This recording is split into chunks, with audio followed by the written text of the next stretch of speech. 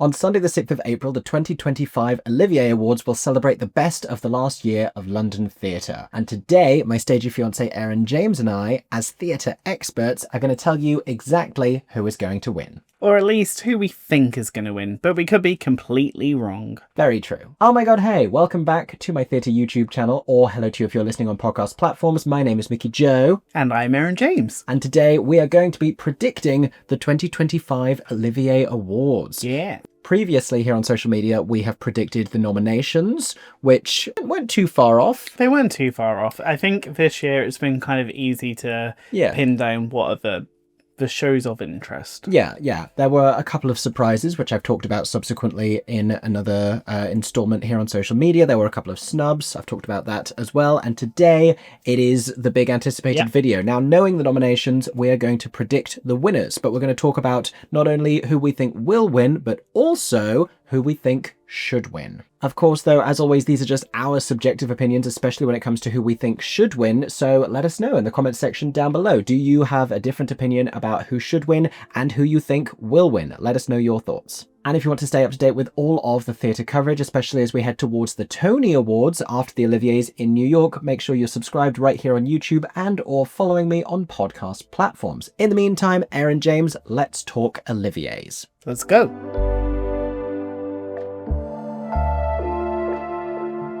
Let's start with, I think, the biggest one that we always focus on, which is Best New Musical. Usually it's the award that ends the night as well. Yeah, these are the four. It's The Curious Case of Benjamin Button, MJ the Musical, Natasha PM, The Great Comet of 1812, and Why Am I So Single?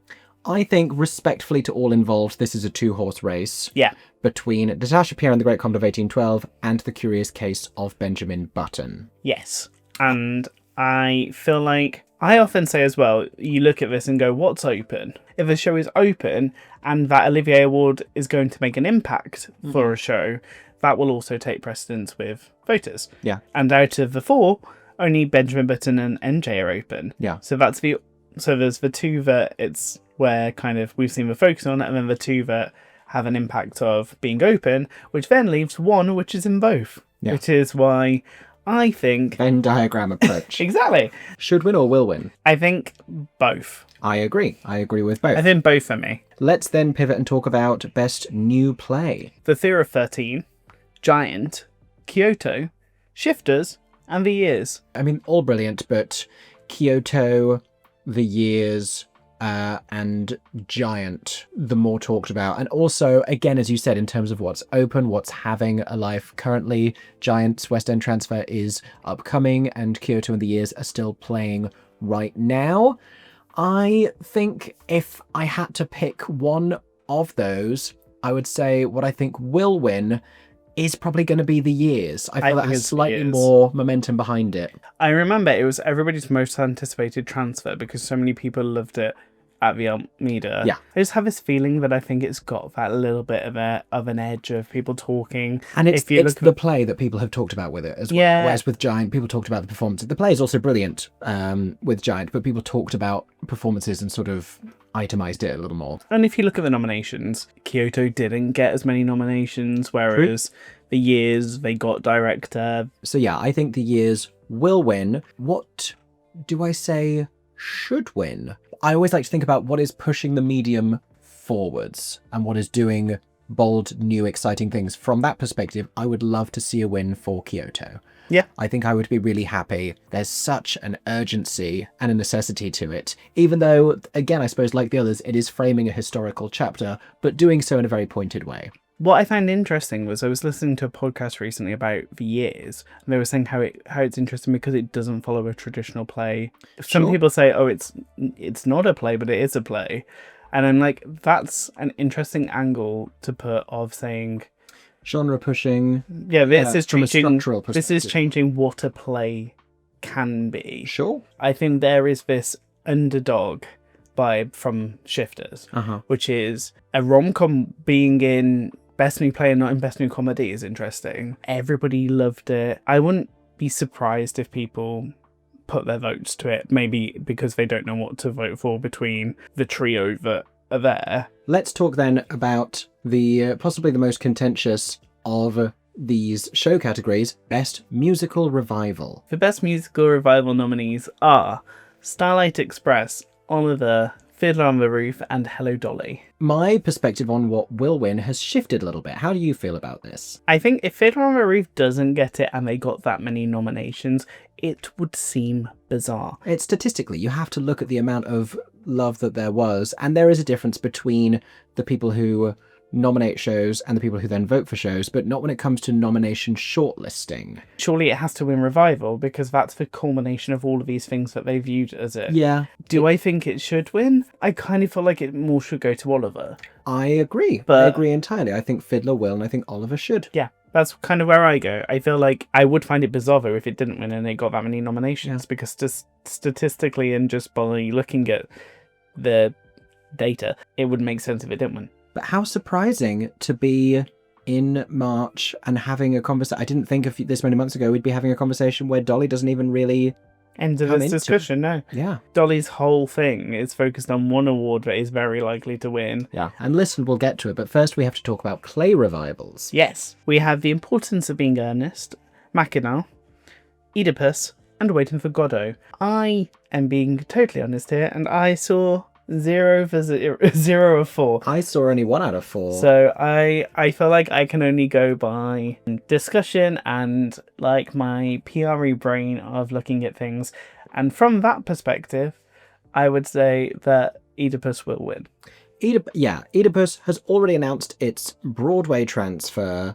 It was really huge. It dominated conversation when it was open at the Wyndhams. It was sensational, much as I really feel dubious about it being in Best Revival of a play, because it's an entirely new script that's only really conceptually linked to the ancient Greek tragedy, whereas something like The Curious Incident of the Dog in the Nighttime and, other new plays that are adaptations of books are in fact a lot less original in their material. I do think that it's still going to win, and from my perspective deserves to win this as well, admittedly having not seen any of the other nominees. We have just predicted that Sonia Friedman is going to win Best Play and Best Revival. Oh yeah. And that is why I think Oedipus is in Revival. I mean, very good point. Never bet against Sonia Friedman is something that we have learned. You will see her on that stage when it comes to the Olivier's. I mean, she's also Shifters. Finally then, in the world of show nominations, because we don't tend to really talk about affiliate theatre, especially in years when we haven't seen any of them. No, it feels kind of wrong to predict. Or opera or dance or family. We are going to talk about the always sticky category of Best Entertainment or Comedy Play. Ballet Shoes, Inside Number 9 Stage Fright, Spirited Away, and Titanic. I don't think Spirited Away is as obvious a frontrunner as Totoro was, and I think to suggest that would be a mistake. I don't think it's going to win. Ballet Shoes has announced that it's coming back at the end of the year. Yep, Titanic's recently extended. And Inside Number 9 is supposed to be going on a tour.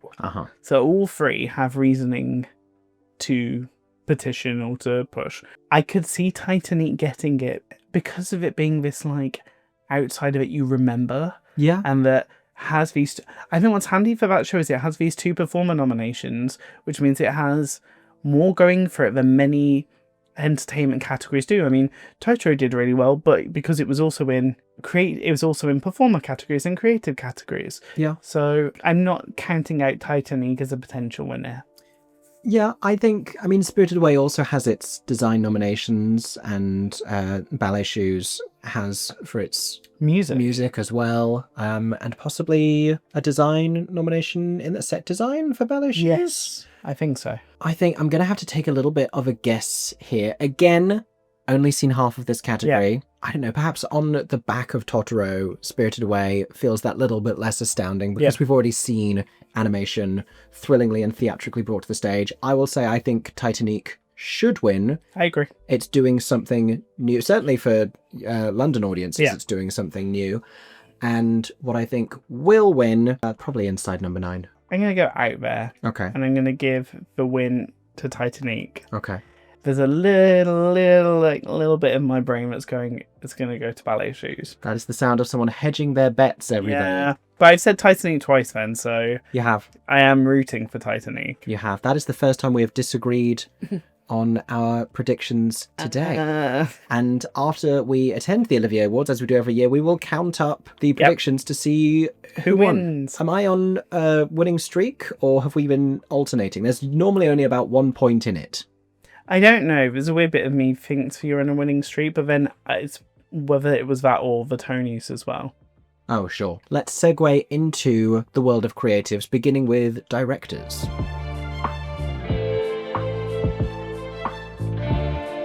The nominees for Best Director are Aline Arbor for The Years, Jordan Fine for Fiddler on the Roof, Nicholas Heitner for Giant, and Robert Icke for Oedipus. Brilliant work, really, all around. I feel like I can go boom, boom, done on this category. Is your should and will the same?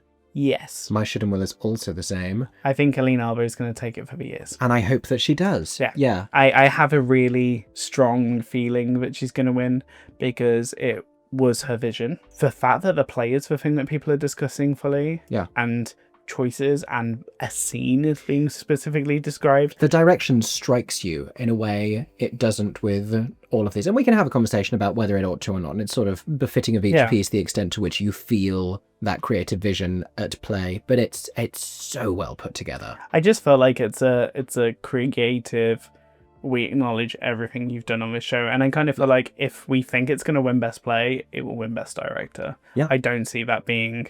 It's not that often that director and play don't go as a duo. Sure.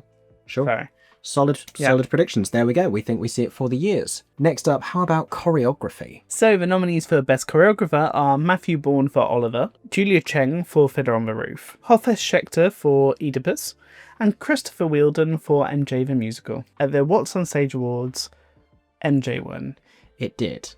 I feel like MJ could take choreography. I don't think it will. I think this is going to go to Julia Cheng. I think this is going to end up being one of... I don't think Fiddler's going to sweep. I don't think Fiddler is going to take all of their nominations. I think this is a category where they might. I think we could see recognition in choreography here, which would be great if, the big year for female creatives. With MJ, I think if there's a creative element that's spoken about, I mean, the thriller moment, these multiple moments, I don't think MJ is going to walk away empty-handed. I have this... I just think because of the design elements and that, I think there will be this nod to a juggernaut and to a commercial show, and I think Christopher Wheeldon's so respected. Do you also think MJ should win? I think I do. Do you know what? Yes. You've convinced me. Do you know what? Yes. I genuinely think it does, because I think the dance language of that, how they build those numbers. Yeah, if we talk like MJ has the most dynamic since Moulin Rouge, the big ensemble moments of dance. I mean, they have dancing from the lift. I think kind of Christopher Wheeldon's choreography is memorable straight away. Maybe it's a little ludicrous for me not to suggest that will win. You've kind of won me over, honestly, and I think you're probably right, but I'm going to stick with what I said for the sake of a little bit of friendly competition. Yeah. Let me see if I can actually get the name of this category correct. Is it still Outstanding Achievement in Music? No, it's Outstanding Musical Contribution. Outstanding Musical Contribution. Obviously completely different.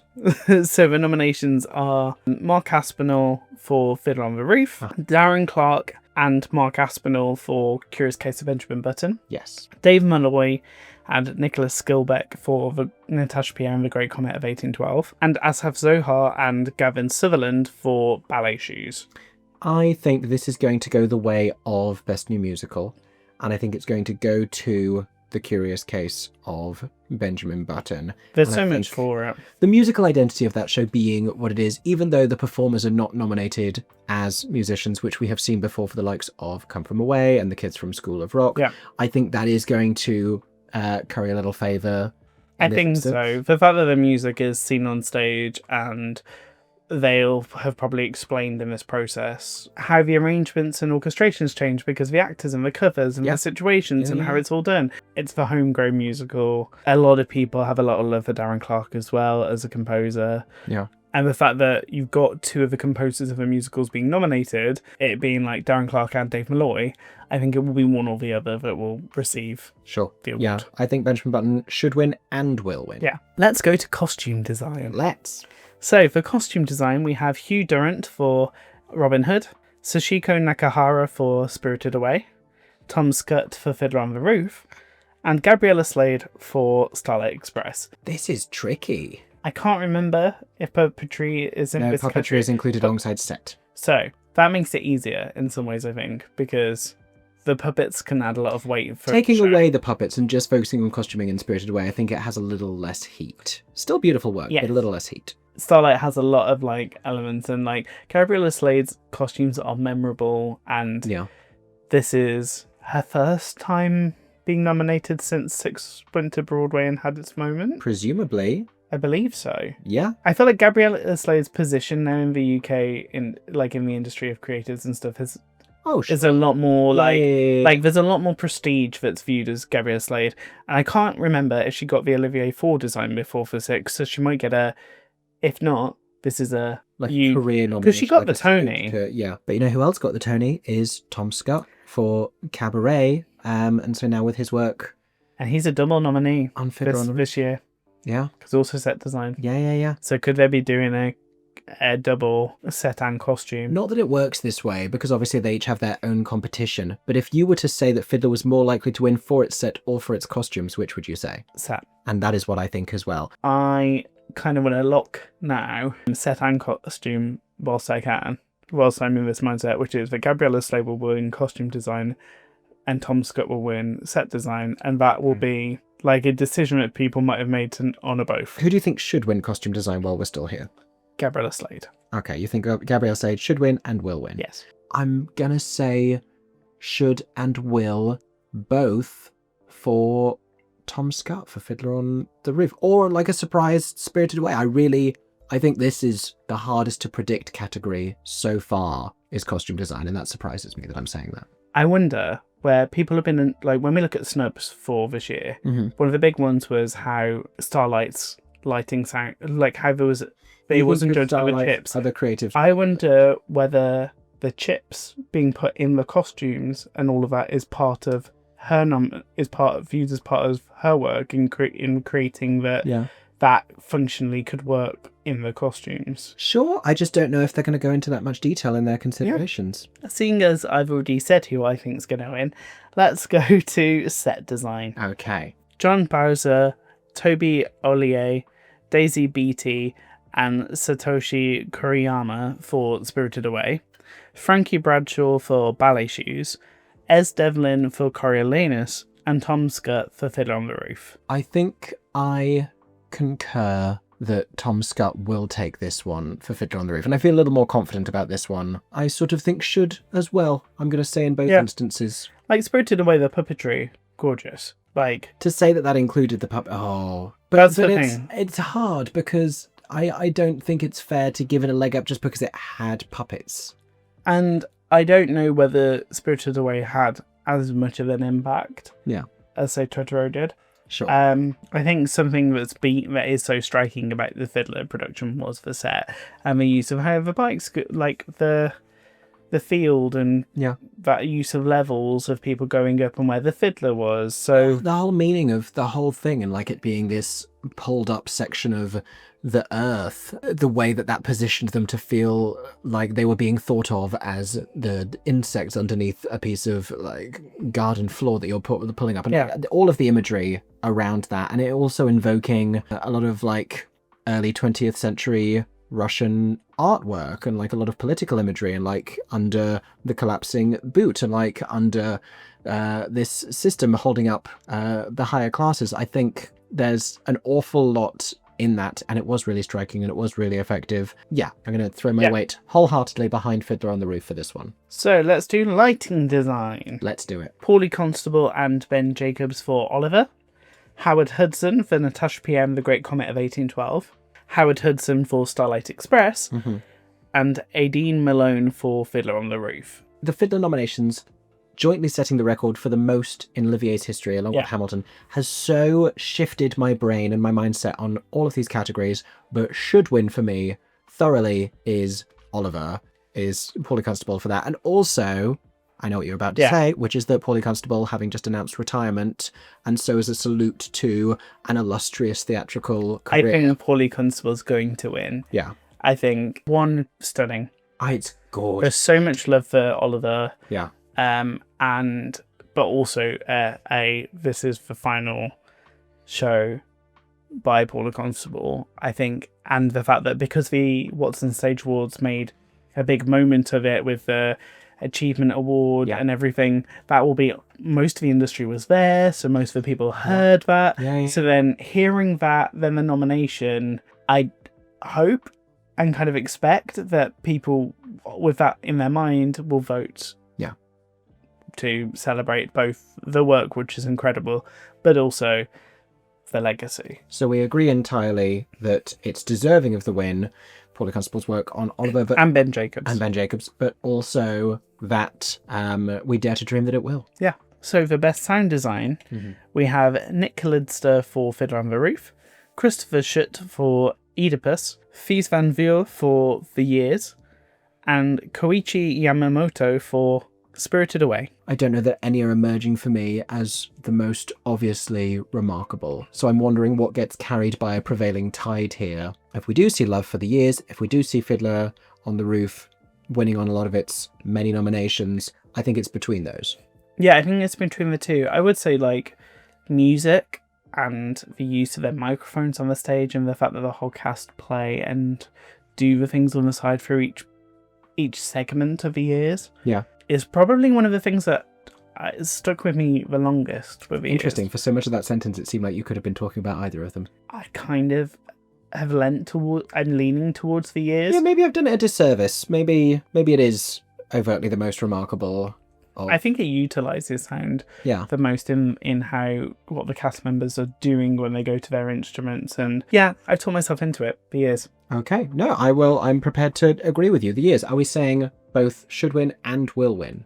I think so. I do as well.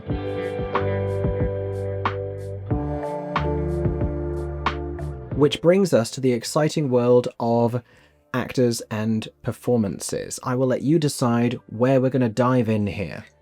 Let's start with Best Actor in a Supporting Role in a Play. We have Jorge Bosch for KYOTO, Tom Eden for Waiting for Godot, Elliot Levy for Giant, and Ben Whishaw for Bluets. I think Elliot Levy probably will, and who I think should, having seen neither, sadly, Tom Eden nor Ben Whishaw, I mean, probably Elliot Levy, having really enjoyed Jorge in KYOTO, whether there is more love for KYOTO among the voters, and he sort of carries that for the company being the only nominated. Yeah, being the only nominated performance. Yeah, I think I'm probably prepared to say that Elliot Levy, who I think is always brilliant on stage, should and will win for Giant. I have only seen one of said 4 performances, so... Which was Jorge. Yeah. And I have a lot of Jorge and would love to see him win. But, like, Elliot Levy has won prior at the Oliviers. He's kind of one of those people that I go, if he's in a show and he's eligible for a show, he'll at least get a nomination for a show, if not win said role. And I think Giant, if it might not be the strongest for like winning Best Play, I think is going to rack up a lot of... with for performances. I think in performances it's kind of going to be like a win-win-win situation. So I think Elliot will win. Yeah. Are we next then going to supporting actresses in a play? Yes, we are. Okay. So for Best Actress in a Supporting Role, we have Sharon D. Clarke for The Importance of Being Earnest, Romola Garai for Giant, and for The Years separately. Yes.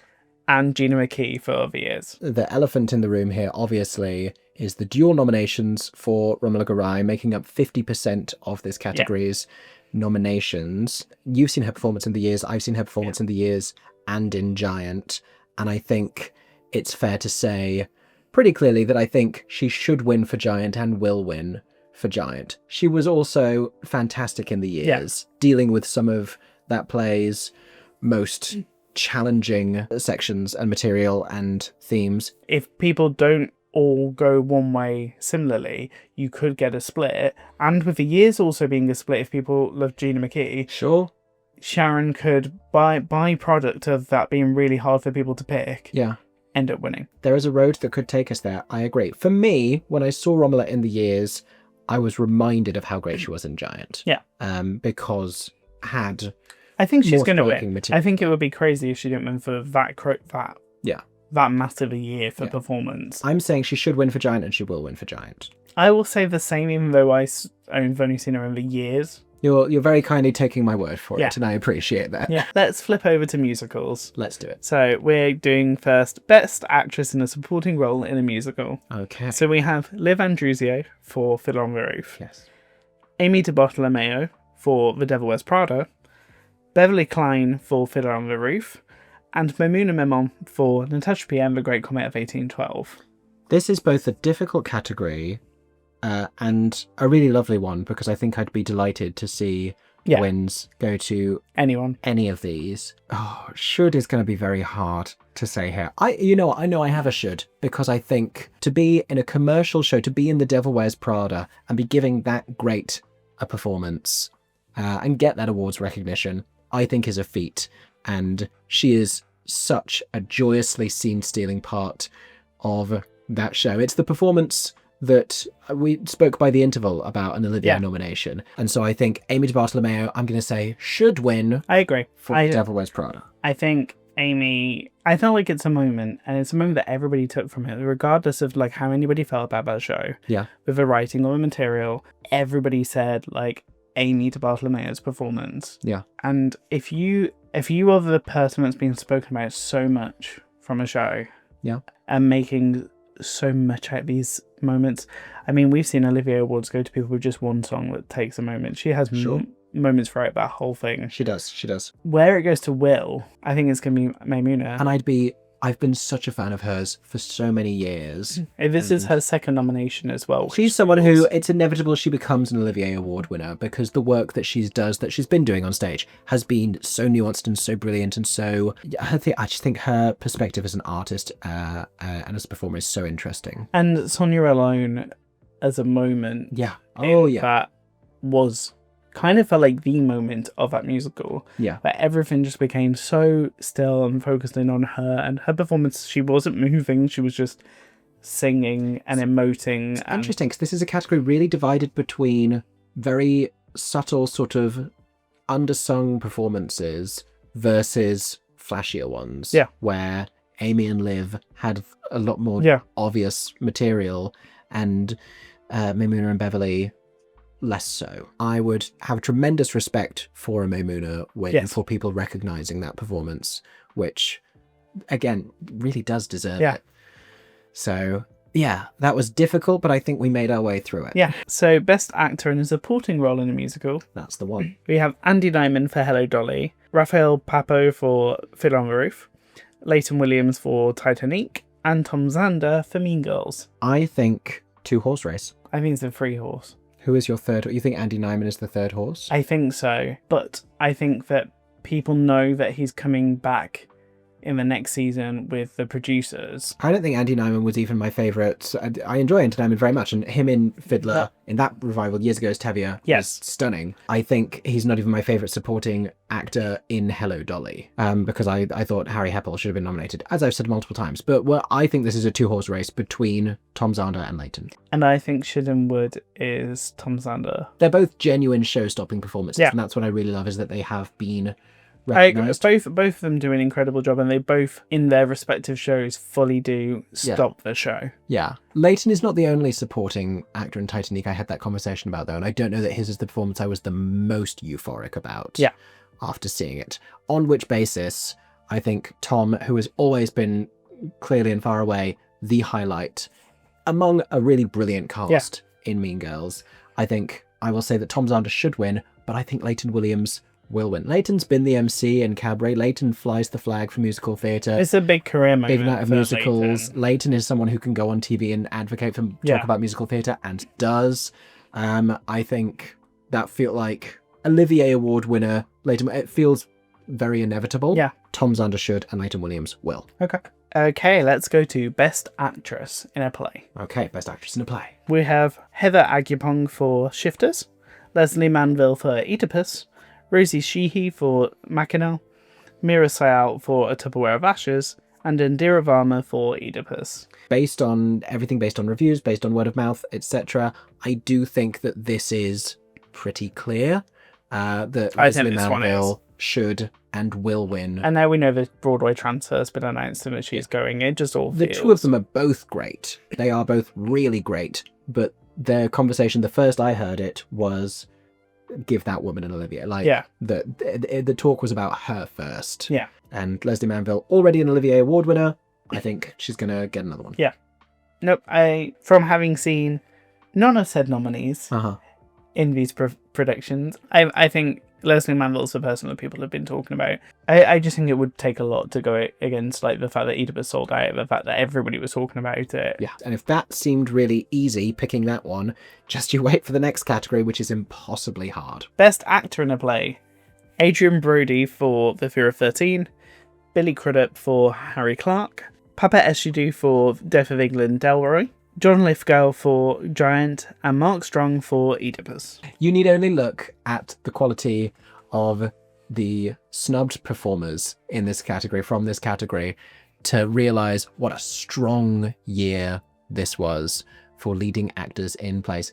All 5 of these, and this gets said a lot, but I really mean it in this instance, all 5 of these should win. And that's only, I've seen 4 out of 5, that's only based on terrific things that I heard about Adrian Brody's performance, because Giant opened and everyone was saying, oh, John is going to win the Olivier, and then people started saying, oh, but Adrian Brody in The Fear of 13. Has he damaged his standing a little bit with that Oscars moment, with the backlash to his obnoxious Oscar speech? Probably. The timings probably do not help, and people maybe not wanting him to get on the stage because they don't know what he's going to say. I mean, they only ever televised the highlights of the Olivier Awards anyway, so that's not ITV's problem. But for those of us who'll be in attendance at the ceremony, I'd eventually like to leave. Yeah, I could see it going to John Lithgow because Giant's about to come back. I think John will win. It's a compellingly chilling performance. It's really, really unsettling. But Mark Strong also so great in Oedipus, but I think he has been as great recently on the London stage, and for Lithgow... I also think if we're saying that the 2 supporting nominations are going to go to Giant, it'd be very weird for them not to do it for Trio. Sure. Okay, I'm prepared to say he will win. For should win, this is so hard.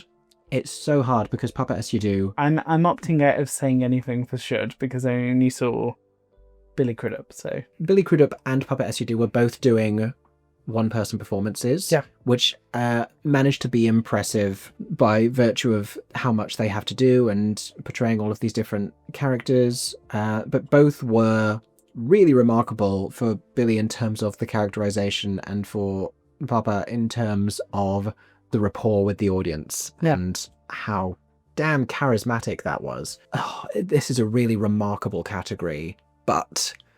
there was something about those final moments from John Lithgow. If I were voting, I would talk myself out of the one-person performances. I will eventually settle on John Lithgow should win, but I think they are all really, really strong. And now we get to what I think are the hardest 2 categories. Let's start with Best Actor in a Musical. I think this is quite easy, so bring it on. John Dalglish for The Curious Case of Benjamin Button. Adam Danheiser for Fiddler on the Roof. Miles Frost for MJ the Musical, Simon Lipkin for Oliver, and Jamie Moscato for Natasha Pierre and the Great Comet of 1812. John Dalglish is the frontrunner here, and I think the competition is from Simon Lipkin. And I think you may feel a little bit differently, perhaps about like Adam Danheiser. Adam Danheiser was the person that I went specifically was like, oh, that is a very good Tevye. I agree.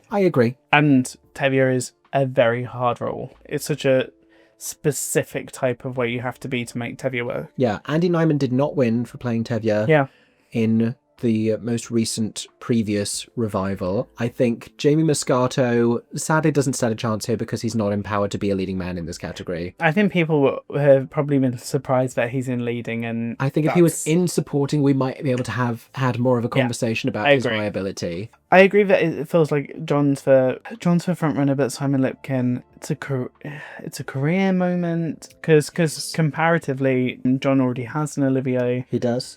But that performance, like Benjamin Button, that performance is like, for me, is just incredible. John Dalglish acting should win for playing Benjamin Button. What he does in convincing you that he is all of these different ages without prosthetic, without makeup, is just spellbinding. Yes. And I think he will win as well. I agree. I think the acting performances in Benjamin Button are undeniable. And we have a Tony Award winner in this category with Miles Frost. There was a lot of noise about cancelled performances and how many different actors had to be brought in while he was in the show. If, I don't know, within the industry that may have impacted his brand a little bit, because with these things, if we're being a little bit cynical about it, it is not just who gave the most lovely performance on the stage. It is to do with branding, it's to do with everything else and how people exist in the industry. I think I'm well and should with John. Okay. But like a little bit of my heart is like, I hope someone gets, particularly because there are a lot of feelings about that character. Yes. And the fact that Simon, when hearing him talk about it and bringing his culture and the specifics that he went through as an actor to ensure that he was comfortable playing the role, bringing his identity to the role. I'd be delighted if Simon won. I also think Simon is just now arriving into what will be the most exciting and best use 100%. of an already brilliant career that he's had. But yes, that is how I think the cards will fall for this one. And then the final category, Best Actress in a Musical. So we have Chamisa Dawnford-May for Natasha Pierre and the Great Comet of 1812, Lauren Drew for Titanic, Claire Foster for The Curious Case of Benjamin Button, Laura Pulver for Fiddler on the Roof, and Imelda Staunton for Hello, Dolly. I feel like both of us are going to say that Imelda Staunton will win this category. Yeah. And we both will say that we want Claire Foster. For me, as it should. Yes, for me, I agree. I'm willing to have a conversation about any of the others, really, as great options for who should win this category. I mean, I think Chamisa is such an exciting rising star. I get Claire just as much as John. The work they do in Benjamin Button is magical. Yeah. And I wish it didn't feel like so much of a foregone conclusion that Imelda was going to win in Dolly. But I think my frustration around that has made me forget how great she was as Dolly. She was really, really great. I did enjoy that performance. It was layered. It's not necessarily the exact flavour of a Dolly Levi that is my preference, and you can go and check out my review to find out a little bit more what I mean about that, but it was nonetheless a magnificent turn. And it's like Dolly, if you can hold that stage as Dolly Levi, it's... Oh, it takes a lot to beat a Dolly. When talking about Tevye, like, it's exactly the same to be said about a Dolly. Yeah. A Dolly, if you hit Dolly Levi and you do it well, that material and that character can't be done. Everyone else in this category is an underdog. Every single person. Other person. They're sort of all underdog roles, really. Yeah, because like Lauren Drew does an incredible job at the improv and being able to hold that show. Because as a Celine, you are the lead. But I think even Marla Mindell, who co-created that show and originally played that role and won awards for it off Broadway, would laugh hysterically at the notion of Celine in Titanic winning an award over Dolly Levi. Yeah. Like it would. Dolly Levi. I would as well, and it would be thrilling and hilarious. But I don't see it coming. No, it's from the second that Hello Dolly took its first bow in the West End, it was kind of a foregone conclusion. Imelda Staunton, and also this show has been years in the making. This show was meant to happen a long time ago. It had tickets back in 2020. This discussion of Imelda and Hello Dolly has been the talk of town. It has indeed. It has indeed. Well, after however many categories, that brings us to an end. Yes. For our predictions, with really much agreement. Much agreement between us. This may be the least we've ever disagreed on Olivier Awards predictions. That will either mean that we are united in victory, or we both get to be wrong together. Which is very sweet. Yeah, I'm very excited to find out which of those things it's going to be. Yeah. We are, at the time you're seeing this or hearing this, we will already be out of the country in New York, seeing what are likely to become many of this year's Tony Awards nominees. Yep, over on Broadway, which is something we'll be talking about a little bit down the line. As always, make sure you're following, make sure you're subscribed here so you don't miss that. But we will be getting back just in time for the Oliviers. Stay tuned for the little vlog of what we get up to at the Oliviers. But in the meantime, we want to know what you think. Yes. Comment down below with your thoughts. Who would you like to win an Olivier? Who are you rooting for the most out of all of these categories? And feel free to type out all of your predictions of who you think should win. And then maybe we can go back to the comment section of this video and see if anyone beats us after the ceremony. In the meantime, thank you so much for listening to our thoughts. I have been Mickey Jo. He has been Aeron James. Yes. You can find us both all over social media. And we hope that everyone is staying safe and that you have A stagey day. Bye.